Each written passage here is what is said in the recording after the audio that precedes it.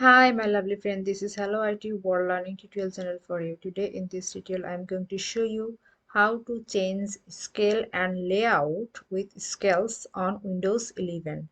So, for this case, we have to go to the search, here the settings options. Then we have to click the system. Here, the display what have monitors, brightness, night, light, display profile, etc. So, we have to click. So here we can see clearly scale and layout. Here the scale change the size of text, apps as well as other items. So here by default I have previous settings the 125% which has been recommended.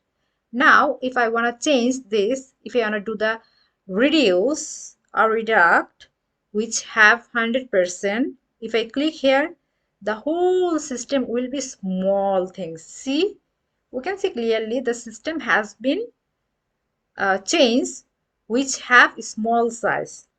Now again I want to decrease if I have eye problem there, so we have to increase the size. So here we can do it clearly. How? If we press the 175%, if we click this,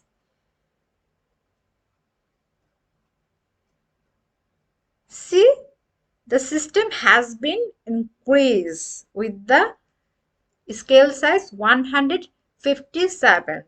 So thank you so much for watching this video. Hopefully this tutorial will help you so much. Please subscribe this channel.